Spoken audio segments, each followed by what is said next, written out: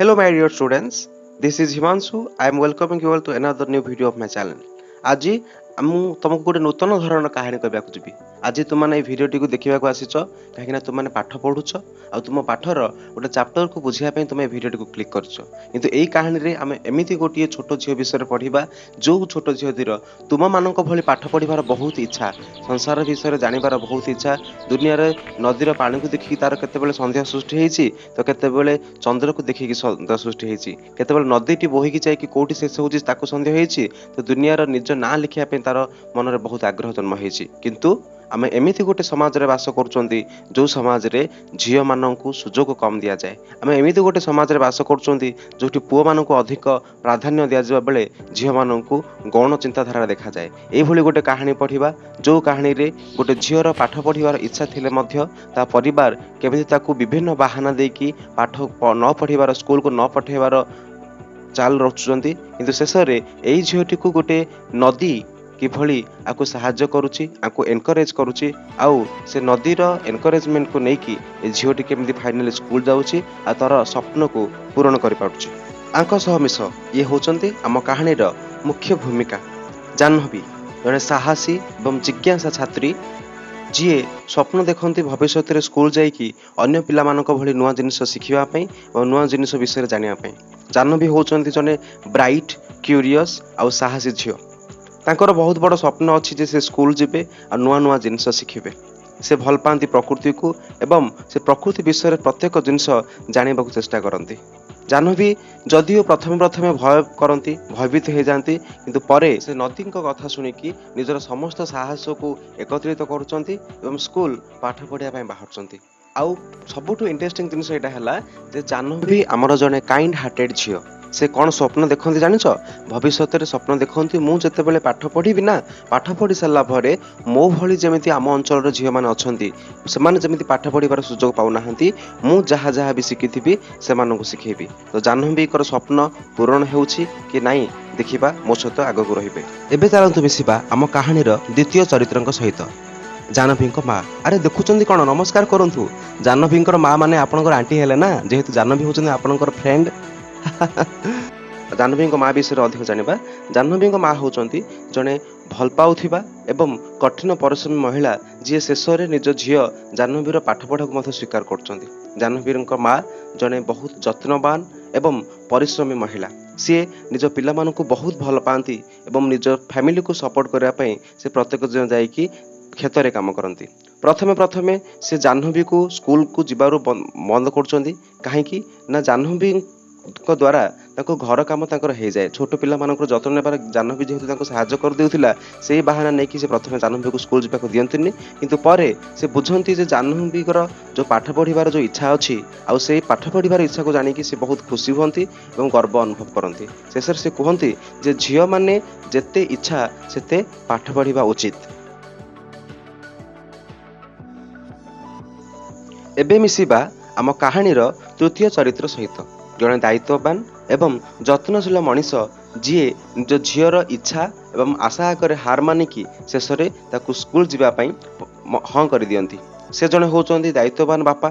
ସେ ନିଜ ଫ୍ୟାମିଲିର ସମ୍ମାନକୁ ସମାଜ ଆଗରେ ଗଢ଼ି ତୋଳିବା ପାଇଁ ସମାଜର ମଣିଷମାନଙ୍କ ଦ୍ୱାରା ଗଢ଼ାଯାଇଥିବା ଏ ଅର୍ଥୋଡକ୍ସ ମାଇଣ୍ଡସେଟ୍ ଏବଂ ପୁରୁଣାକାଳିଆ ଚିନ୍ତାଧାରା ଦ୍ୱାରା ପ୍ରଥମେ ଆକ୍ରାନ୍ତ ହୁଅନ୍ତି। କିନ୍ତୁ ପରେ ଯେତେବେଳେ ଜାହ୍ନବୀର ଶିକ୍ଷକ ଆସିକି ଆଙ୍କୁ ଝିଅର ପାଠପଢ଼ା ବିଷୟରେ ସମସ୍ତ ଜିନିଷ ବୁଝାଏ ଏବଂ କୁହେ ଯେ ଜାହ୍ନବୀ କେମିତି ଗୋଟେ ଆମର ବ୍ରାଇଟ୍ ଷ୍ଟୁଡେଣ୍ଟ ଏବଂ ସେ କେମିତି ପାଠପଢ଼ା ପ୍ରତି ତାର ଅତ୍ୟନ୍ତ ଇଚ୍ଛା ଅଛି, ସେ କଥା ବୁଝି ସାରିଲା ପରେ ବାପା ପ୍ରଥମେ ସାଇଲେଣ୍ଟ ରୁହନ୍ତି, କିନ୍ତୁ ପରେ ନିଜ ଝିଅର ଇଚ୍ଛା ପାଇଁ ସେ ତାକୁ ସ୍କୁଲକୁ ପାଠ ପଢ଼ିବା ପାଇଁ ଛାଡ଼ନ୍ତି। କାହିଁକି ନା ସେ ମଧ୍ୟ ଚାହୁଁଥିଲେ ଯେ ମୋ ଝିଅର ଗୋଟେ ଫ୍ୟୁଚର, ବେଷ୍ଟ ଫ୍ୟୁଚର ହଉ, କିନ୍ତୁ ସମାଜର ନିୟମ ଆଗରେ ସେ ହାର ମାନି ଯାଇଥିଲେ।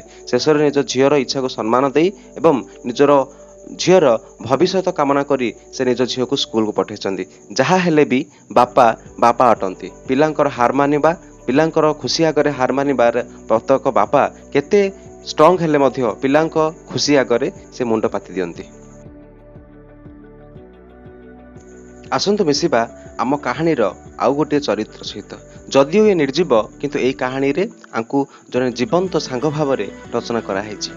କିଛି ଲୋକ କୁହନ୍ତି ଯେ ଆମ ଚାରିପାଖରେ ଥିବା ପ୍ରତ୍ୟେକ ଜିନିଷ ମଣିଷମାନଙ୍କୁ ଛାଡ଼ିଦେଲେ ଆଉ ଯେଉଁମାନେ ଅଛନ୍ତି ପ୍ରକୃତି, ଗଛ, ଲତା, ବଣ ପାହାଡ଼ ନଦୀ ଏମାନେ ସମସ୍ତେ ହେଉଛନ୍ତି ନିର୍ଜୀବ ଏବଂ ଏମାନେ ହେଉଛନ୍ତି ଜଡ଼ ଏବଂ ମୂକ, କିନ୍ତୁ ସେ କଥାଟି ସମ୍ପୂର୍ଣ୍ଣ ରୂପେ ଠିକ୍ ନୁହଁ। ଆମେ ଯଦି ଆମ ମନର ଚକ୍ଷୁରେ ଦେଖିବା ନା, ମନର କାନରେ ଦେଇକି ଯଦି ଆମେ ଶୁଣିବାକୁ ଚେଷ୍ଟା କରିବା, ଆମ ପାଖରେ ଯେଉଁ ନିର୍ଜୀବ ଜିନିଷ ଗୁଡ଼ିକ ଅଛନ୍ତି ସେମାନେ ମଧ୍ୟ ଆମମାନଙ୍କ ସହିତ କଥା ହେଇପାରିବେ ଏବଂ ଆମ ମନର ଭାବନାକୁ ଆମେ ସେମାନଙ୍କ ସହିତ ସେୟାର କରିପାରିବା।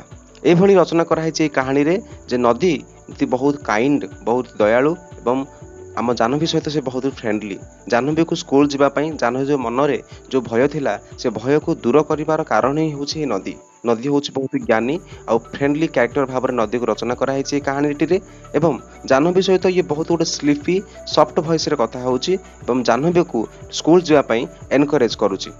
ନଦୀଟି ଜାହ୍ନବୀର ମନର ଫିଲିଙ୍ଗସକୁ ବୁଝୁଛି, ତାକୁ ମୋଟିଭେଟ୍ କରୁଛି ଯେ ସେ ନିଜର ଡ୍ରିମ୍କୁ ଫଲୋ କରୁ। ଇଏ ହେଉଛି ଗୋଟିଏ ପ୍ରକୃତ ସାଙ୍ଗ ଭଳି ଯିଏ ଆମ ସାଙ୍ଗମାନଙ୍କୁ ବିପଦ ସମୟରେ ମୋଟିଭେଟ୍ କରନ୍ତି ଆଉ ତାକୁ ଇନ୍ସପାୟାର କରନ୍ତି। ଏଇ ନଦୀଟି ଏଇ କାହାଣୀରେ ଜାହ୍ନବୀ ପାଇଁ ଗୋଟେ ସବୁଠୁ ବେଷ୍ଟ। ଗୁରୁ ବ୍ରହ୍ମା, ଗୁରୁ ବିଷ୍ଣୁ, ଗୁରୁଦେବ ମହେଶ୍ୱର। ଓଡ଼ିଆରେ ପୁଣି କୁହାଯାଇଅଛି ଯେ ଗୁରୁକୁ ନ ମଣିବ ନର, ଗୁରୁ ହିଁ ସାକ୍ଷାତ ଈଶ୍ୱର। ଆସନ୍ତୁ ମିଶିବା ଆମ କାହାଣୀର ପଞ୍ଚମ ଚରିତ୍ରଙ୍କ ସହିତ, ଜାହ୍ନବୀଙ୍କର ଶିକ୍ଷକଙ୍କ ସହିତ। এই ଜଣେ ଶିକ୍ଷକ ହେଉଛନ୍ତି ବହୁତ ଜଣେ ଦୟାଶୀଳ ଏବଂ ସାହାଯ୍ୟକାରୀ ଶିକ୍ଷକ ଯିଏ ଜାହ୍ନବୀଙ୍କୁ ସ୍କୁଲ ଜଏନ୍ କରିବା ପାଇଁ ମୋଟିଭେଟ୍ କରିଥିଲେ। ଇଏ ହେଉଛନ୍ତି ଏମିତି ଜଣେ ଶିକ୍ଷକ ଯିଏ ପିଲାମାନଙ୍କ ମନକୁ ବହୁତ ସହଜରେ ବୁଝିପାରନ୍ତି ଏବଂ ପିଲାମାନଙ୍କୁ ସାହାଯ୍ୟର ହାତ ବଢ଼ାଇଥାନ୍ତି। ଜାହ୍ନବୀ ଯେତେବେଳେ ପ୍ରଥମ ଥର ପାଇଁ ଆସି ସାର୍ଙ୍କ କ୍ଲାସରେ ଶେଷରେ ବସିଥିଲା, ସେ ସାର୍ ଜାହ୍ନବୀକୁ ନୋଟିସ୍ କରିଥିଲେ ଏବଂ ଜାହ୍ନବୀକୁ ଗାଳି ନ କରି ତା ବଦଳରେ ଜାହ୍ନବୀଙ୍କ ସହିତ ବହୁତ ନମ୍ର ଭାବରେ କଥା ହେଇଥିଲେ ଏବଂ ଜାହ୍ନବୀର ଇଚ୍ଛାକୁ ଜାଣିପାରି ତା ବାପାଙ୍କ ସହିତ କଥା ହେବା ପାଇଁ ଜାହ୍ନବୀକୁ ନିଜ ଆଡ଼ୁ କହିଥିଲେ। ଜାହ୍ନବୀକୁ ସ୍କୁଲ ଛାଡ଼ିବା ପାଇଁ ଯାଇ ଜାହ୍ନବୀର ବାପାଙ୍କୁ ଏ ବହୁତ କିଛି ବୁଝେଇଥିଲେ। ଇଏ ହେଉଛନ୍ତି ସେହି ଜଣ ଶିକ୍ଷକ ଯିଏ ବିଶ୍ୱାସ କରନ୍ତି ଯେ ପ୍ରତ୍ୟେକ ପିଲାର ଶିକ୍ଷା ପାଇବାର ଅଧିକାର ଅଛି ଏବଂ ସେହି ଶିକ୍ଷାକୁ ପ୍ରତ୍ୟେକ ପିଲାକୁ ଦିଆଯାଉ। ଏହିଭଳି ଶିକ୍ଷକ ଯଦି ଆମ ସମାଜରେ ରହିଲେ ତ ଆମ ସମାଜରେ ବହୁତ ପିଲା ଶିକ୍ଷା ପାଇବାରୁ ଯେଉଁ ବଞ୍ଚିତ ହେଉଛନ୍ତି ସେମାନେ ଶିକ୍ଷାକୁ ପାଇପାରିବେ ଏବଂ ଆମ ସମାଜ ଯେ ଦିନେ ଉନ୍ନତିର ପଥରେ ଅଗ୍ରସର ହେବ ଏଥିରେ ତିଳେ ମାତ୍ର ସନ୍ଦେହ ନାହିଁ।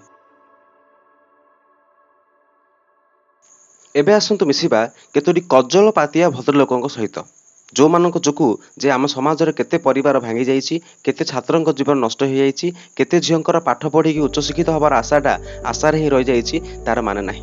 ଏମାନେ ହେଉଛନ୍ତି ସେହି ଲୋକ ଯେଉଁ ଲୋକମାନଙ୍କୁ ନିଜ ଘର ସମସ୍ୟା ପଥେ ଜଣାନଥାଉ କିନ୍ତୁ ଅନ୍ୟ ଘରର ସମସ୍ୟାର ହଜାର ପ୍ରକାର ସମାଧାନ ଜଣାଯାଇଥାଏ। ହଁ ଆଜ୍ଞା, ଏମାନେ ହିଁ ହେଉଛନ୍ତି ସେଇ 4-5 ଲୋକ ଭଦ୍ର ବ୍ୟକ୍ତି ଯେଉଁମାନଙ୍କୁ ଡରିକି ଆପଣ ମଧ୍ୟ ଜୀବନରେ କେବେ ନା କେବେ କୌଣସି ଡିସିସନ୍ ନେବା ପୂର୍ବରୁ ପଛଘୁଞ୍ଚା ଦେଇଥିବେ ଯେ ଏଇ କାମଟି କରିବି 4 ଲୋକ କ'ଣ କହିବେ, ଏଇ କାମଟି କରିବି 5 ଲୋକ କ'ଣ କହିବେ। ଆଜ୍ଞା ବିଶ୍ୱାସ କରନ୍ତୁ, ଏଇ 5 ଲୋକଙ୍କୁ ନିଜ ବିଷୟରେ କିଛି ଜଣା ନାହିଁ। ଏମାନଙ୍କ ତୁଣ୍ଡ ଗୋଟେ ମେଣ୍ଢା ମୁଣ୍ଡ।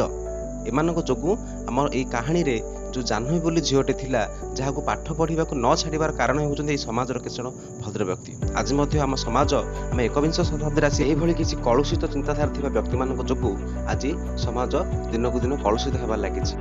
ସମାଜର 4 ଲୋକଙ୍କ କଥା ଚିନ୍ତା କରିବା ନା, ଆମ ଜୀବନ ମଧ୍ୟ ଜାହ୍ନବୀ ଭଳି ବହୁତ ଖରାପ ହେଇଯିବ।